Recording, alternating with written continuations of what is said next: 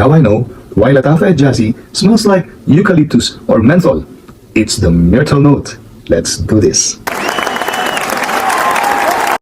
Sharing my thoughts today on Lattafa EJAAZI Release 2018 with main accords as follows: citrus, woody, amber, fresh, spicy, warm, spicy, sweet, lavender, fresh, musky, aromatic.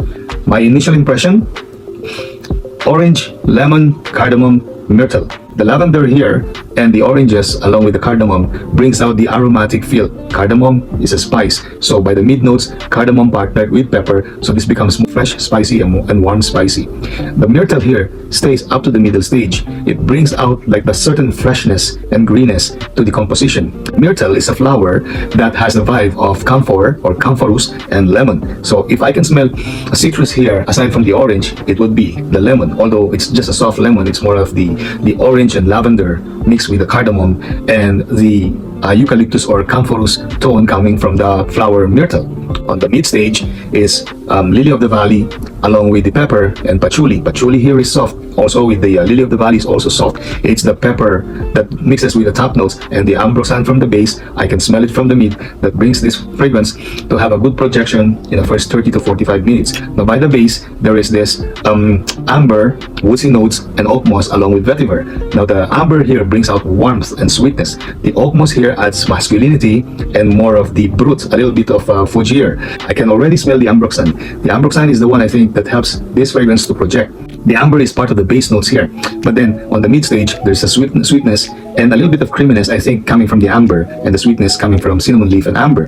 Now it's the pepper and the cardamom that brings an aromatic spiciness feel on this fragrance, which is really very captivating, considering that there's the support coming from the citruses and lavender, which brings out more aroma on this fragrance.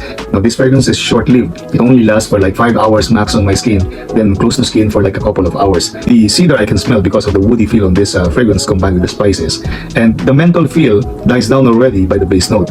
So the mentholated feel is only from the top to mid. By the base notes there's some creaminess and warmth. I think it's coming from the amber, and then a little bit of creaminess from cedar. So sometimes I get confused with cedar and sandalwood when it comes to the creaminess of the scent, but since there's no sandalwood here, I would assume a little bit creaminess here would come from the cedar. Now there's some woody undertone also to it. I think it's a synthetic agarwood or synthetic wood. It's a soft animalic vibe on my skin with the EJAAZI, but it is covered by the blend of the myrtle along with the spiciness of pepper and cardamom and the aroma of lavender. Vetiver here is quite soft also, because I don't smell much of the souriness and the earthiness coming from the vetiver.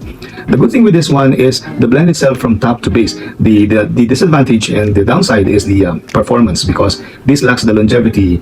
Short-lived longevity, maximum only on 5 hours, even sometimes even 4 hours, and the projection is just average. But the smell itself, as I've said, the totality of the smell brings out attraction. The 10 DNA of this one, although it's quite common, because of the notes composition, I think this will be remembered for a long period of time. The occasions for this would be work, would be date scenarios, would be casual, and also good for clubbing. And you can also wear this on formal gatherings, indoor and outdoor. I think it's okay to overspray this one because it doesn't project that much, and the composition is kind of like an amber fougere, very classy and gentlemanly.